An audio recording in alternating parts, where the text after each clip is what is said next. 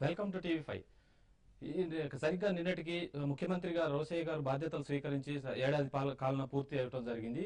అయితే ఈ సందర్భంగా ప్రగతి బాటలో రోసయ్య పాలన అనే పేరుతోటి ప్రెస్ అకాడమీ చైర్మన్ అయినటువంటి తిరుమలగిరి సురేందర్ గారు ఒక ప్రత్యేక పుస్తకాన్ని రచించడం జరిగింది. ఈ పుస్తకాన్ని అసలు ఈ పుస్తకం రచించడానికి గల ఉద్దేశం ఏంటి, ఈ పుస్తకం రాయడానికి ఎటువంటి ప్రేరణ ఈయన కలిగింది అనేది మనతో ఈ చర్చా కార్యక్రమంలో చూద్దాం.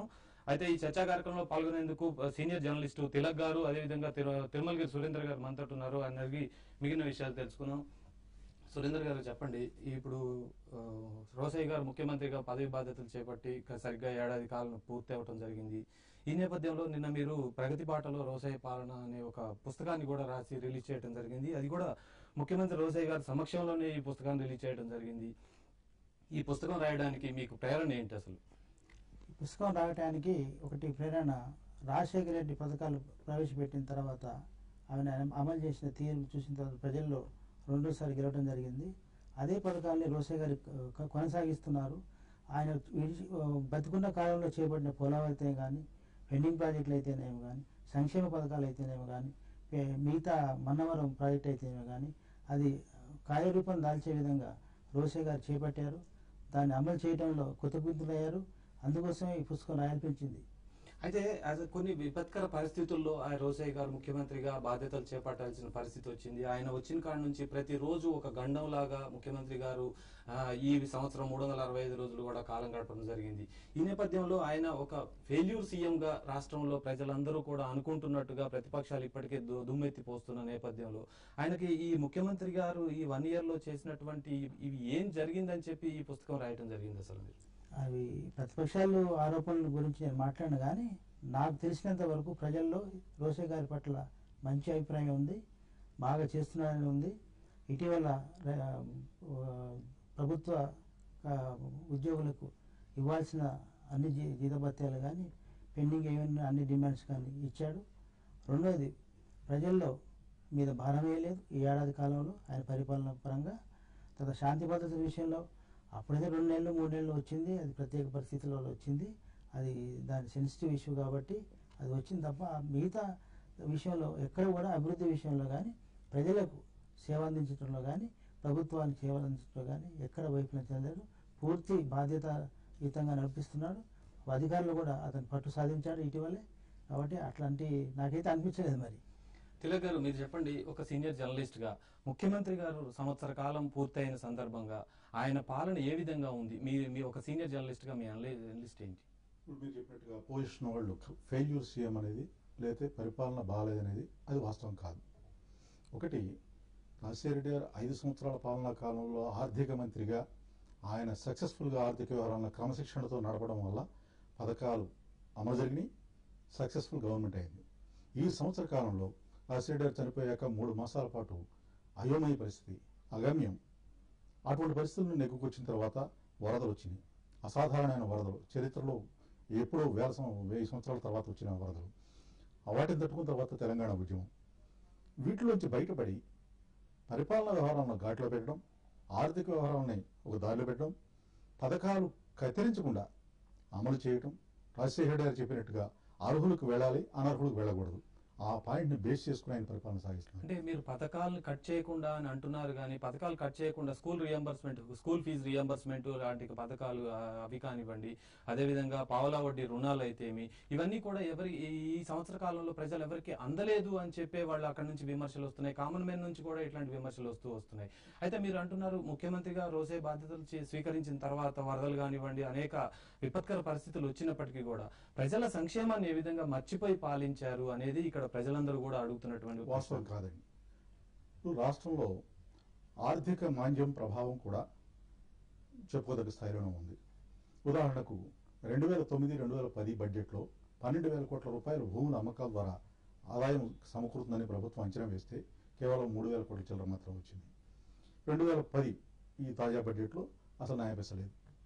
అంటే దాదాపు 10-20 వేల కోట్ల రూపాయల లూట్ అక్కడ కనిపిస్తోంది.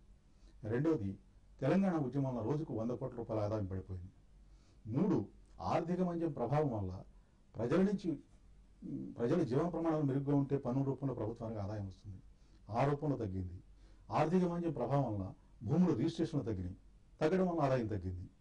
ఇలా ప్రభుత్వ ఆదాయం మీద గణనీయమైన ప్రభావం చూపడం వల్ల ప్రభుత్వ ఖజానాకు ఆదాయం తగ్గింది. అటువంటిప్పుడు క్రమశిక్షణ పాటిస్తూ ఓవర్ డ్రాఫ్ట్కి వెళ్ళేది మీరు అది మర్చిపోకూడదు. రాజశేఖర రెడ్డి గారు ప్రభుత్వంలో ఆర్థిక మంత్రిగా ఉన్న రోసయ్య గారు 5 సంవత్సరాల్లో ఒక్కరోజు కూడా ఓవర్ డ్రాఫ్ట్కి వెళ్ళాల.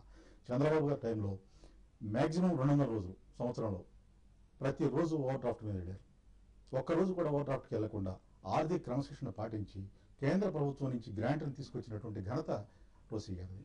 ఇప్పుడు ఈ సంవత్సర కాలంలో కూడా ఆ రకంగా ఆర్థిక క్రమశిక్షణ పాటిస్తూ ఈ పడిపోయినటువంటి ఆదాయ వనరులను సమకూర్చుకుంటూ, రెండోది మీరు స్కీములు కట్ చేయలేదు అని నేను చెప్పడానికి పాయింట్అవుట్ చేశారు. దానికి ఒక మాట చెప్తానండి. నిన్ననే మంత్రుల బృందం స్టడీ చేస్తే ఫీజు రీయింబర్స్మెంట్లో 85,000 బోగస్ బ్యాంక్ అకౌంట్లు ఉన్నాయని తేలిందని చెప్పారు. అంటే కళాశాల యాజమాన్యాలు కానివ్వండి, లేకపోతే ఎవరైనా కానివ్వండి, స్కూల్లో ఒక కాలేజీలో స్టూడెంట్స్ నంబర్ని మీ పేరు నా పేరు రాసేసి స్టూడెంట్స్గా బ్యాంక్ అకౌంట్లు ఓపెన్ చేసి గవర్నమెంట్ దీని నుంచి రీయింబర్స్మెంట్ తీసుకుంటున్నారు. ఇది ఏ రకంగా సమర్థిస్తాం మనం? దాన్ని మేనేజ్ చేయక్కర్లేదా? దాన్ని సరి చేయక్కర్లేదా? రాజశేఖర రెడ్డి గారు చనిపోయే ముందు హెలికాప్టర్ ఎక్కడానికి వెళ్లే ముందు ఇంటి దగ్గర సాక్షి టీవీలో మాట్లాడారు. ఆయన ఏం చెప్పారు? నేను ఈ రచన కార్యక్రమం పెట్టుకుంది అర్హులకు పథకాలు అందాలి, అనర్హులకు కొంతమందికి అందుతున్నాయని ఆరోపణలు ఉన్నాయి, ప్రతిపక్షాలు కూడా చెబుతున్నాయి, వాటిని కరెక్ట్ చేయడం కోసమే నేను పెడుతున్నాను, అర్హులకు అందించడం కోసం నా ఉద్దేశం అని చెప్పారు. అదే రోసయ్య గారు చేస్తున్నారు. తప్పే ఉంది దాంట్లో. అలాగే ఈ స్వాతంత్రం వచ్చిన తర్వాత ఆంధ్రప్రదేశ్లో మీ టైం తీసుకుంటున్నాం 80 లక్షల ఇళ్ళు కట్టామని చెప్పి రికార్డులు ఉన్నాయి. మళ్ళీ రాజశేఖర రెడ్డి 80 లక్షల ఇళ్ళు, తెలుగుదేశం వాళ్ళు 40 లక్షల ఇళ్ళు కట్టామంటారు. ఈ రాష్ట్రంలో పేదవాళ్ళు ఎంతమంది ఉన్నారు? 8 లక్షల ఇళ్ళు కట్టాలి. ఇవన్నీ కరెక్ట్ చేసుకోక్కర్లేదా? కరెక్టేనండి. ఇప్పుడు మీరు రోసయ్య గారు ఓవర్ డ్రాఫ్ట్కి వెళ్ళలేదు, వైఎస్ రాజశేఖర రెడ్డి గారు ముఖ్యమంత్రిగా ఉన్న 5 ఏళ్ల కాలంలో అని అంటున్నారు. ఓవర్ డ్రాఫ్ట్కి వెళ్ళారా, వేల కోట్ల రూపాయలు ఖర్చు పెట్టారా అనేది కాకుండా సగటు మానవుడికి, సగటు జీవికి అసలు ఏ విధంగా సంక్షేమ పథకాలు ఈ సంవత్సర కాలంలో అందాయని మీరు భావిస్తున్నారు? చెప్తానండి. ₹2 బియ్యం, ₹2 బియ్యం పథకంలో బియ్యం ఇవ్వటం ఆగలేదే. ఎక్కడ ఆపారు? బోగస్ కార్డులు. బోగస్ కార్డులు ఎన్ని లక్షలు వచ్చినాయి? ఆంధ్రప్రదేశ్కు సంబంధించిన ఒక పెక్యులర్ పరిస్థితి ఉందండి. కేంద్ర ప్రభుత్వం నిర్ణయించిన బీపీఎల్ పేదరికం 5,000 ఆదాయం ఉంటే పేదరికం అనేది ఉంటుంది. అది కేంద్ర ప్రభుత్వం నిర్ణయించినటువంటి దారిద్ర్యరేఖ అమౌంట్ కొంత ఉంది. రాజశేఖర రెడ్డి గారు అలా కాదు, అంత తక్కువ అమౌంట్ పెడితే పేదలకు మరి ఏం బతుకుతారు అని చెప్పి ఆయన కొంత పెంచాడు. నిన్న సుప్రీంకోర్టు జడ్జిమెంట్ తీసుకోండి. గోదాములో పుచ్చిపోతున్న బియ్యం పంచాలని చెప్పి గోదాములు సుప్రీంకోర్టు జడ్జిమెంట్ వాళ్ళు ఏం చెప్పారు? సంవత్సర వార్షిక ఆదాయం 2 లక్షలు ఉన్న వాళ్ళకి ఉచితంగా పంచండి అన్నారు. రాజశేఖర గారు చెప్పిన దానికంటే ఎక్కువది. అంటే 3 రకాల ప్రమాణాలు ఉన్నాయి. ఏది పాటించాలి? పేదలు ఇప్పటికే 80% వైట్ రేషన్ కార్డులు ఉన్నాయంటున్నారు. సో దీన్ని రెక్టిఫై చేసుకోవాలి కదా. రెక్టిఫై చేయకుండా, బోగస్ కార్డులు తీసేయకుండా, ఏదో ఒక బీపీఎల్ ప్రమాణాలని నిర్ధారించుకోకుండా అడిగిన వాళ్ళందరికీ బియ్యం ఇచ్చేసి ఖజానా ఖాళీ చేసేసి రోడ్డు మీద పడేస్తే ప్రజలను అది బాగుంటుందా? రెక్టిఫై చేసుకోవాలి కదా. ఆయన చేస్తున్నది అదే. ఓకే. అయితే మొత్తం మీద అయితే రోసయ్య గారు ఏదైతే వైఎస్ రాజశేఖర రెడ్డి పథకాలని కంటిన్యూ చేస్తున్నారని చెప్పి మీరు ఏదైతే చెప్తున్నారో, వీటితో పాటు అసలు వైఎస్ రాజశేఖర రెడ్డి గారికి రోసయ్య గారితో ఉన్నటువంటి అనుబంధం ఏ విధంగా ఉంది, అదేవిధంగా సురేందర్ గారు ఈ పుస్తకం రాయటానికి స్ఫూర్తి ఏ విధంగా ఉంది, అది దీని మీద రోసయ్య గారి స్పందన ఏ విధంగా ఉంది, సురేందర్ గారిని అడిగే ముందు ఒక చిన్న బ్రేక్ తీసుకుందాం. ఇప్పుడు ప్రత్యేక చర్చా కార్యక్రమంలో ఒక చిన్న బ్రేక్ తీసుకుందాం.